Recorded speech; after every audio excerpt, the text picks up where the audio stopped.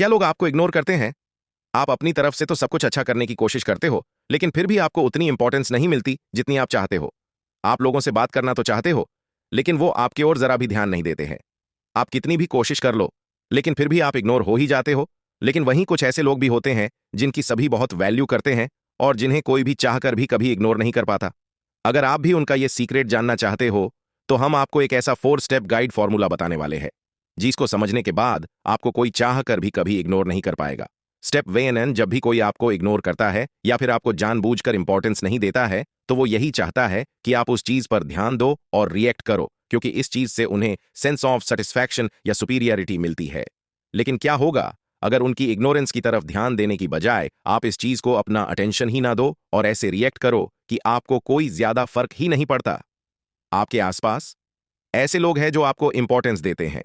ये उनको ये दिखाएगा कि वो आपको इग्नोर करके खुद का ही घाटा करवा रहे हैं, ना कि आपका। और जब वो इस चीज को समझ जाएंगे तो फिर वो आपको इग्नोर करना छोड़ देंगे और आपकी इंपॉर्टेंस को समझकर आपको वैल्यू देना स्टार्ट कर देंगे। स्टेप टू, डार्क साइकोलॉजी ने हमें एक चीज सिखाई है कि परसेप्शन इज रियलिटी। इसका मतलब जैसी हमारी धारणा यानी देखने का नजरिया होता है, वैसे हमारी नजरों में रियलिटी होती है। इसकी वजह से जो चीज आपको सच्चाई लग रही है, वहीं दूसरी तरफ कोई और पर्सन उस चीज को बहुत अलग नजरिए से देखेगा।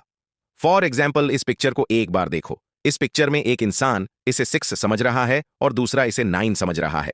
ऐसा इसलिए हो रहा है क्योंकि एक इंसान उस बात को सच मानता है जो उसका माइंड अपने सराउंडिंग्स को देख के समझ पाता है, ना कि उस बात को सच मानता है जो कि रियलिटी है।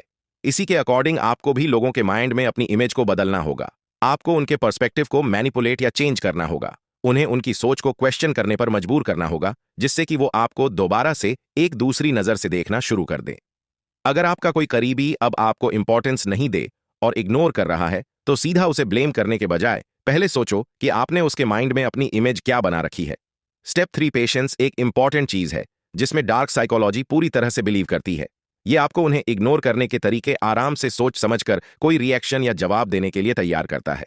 टाइपिंग भी बहुत इंपॉर्टेंट होती है, क्योंकि सही समय पर जो जवाब देना सामने वाले के बिहेवियर को समझने में मदद करता है। आपको उन्हें डायरेक्टली "आप मुझे इग्नोर क्यों कर रहे हो?" ये सवाल पूछने के अर्ज और इच्छा को कंट्रोल करना होगा और सही समय के आने का इंतजार करना होगा। जैसे एक ईगल यानी ये बाज अपने शिकार को अच्छे से ऑब्जर्व करके उनकी कमियों को जानकर और कब उनका शिकार किया जा सकता है, इन सब चीजों को एनालाइज करके सही है टाइम पे अटैक करता है। इस तरीके से जब आप उनको इग्नोर करने पे ध्यान नहीं देते हैं और उनके इंटेंशन का ध्यान रखते हैं, तो आपको उनके बिहेवियर को समझने का चांस मिलता है। आप एक कैलकुलेटेड स्ट्रेटजी बना सकते हैं जो कि आपकी जीत को एनश्योर करता है।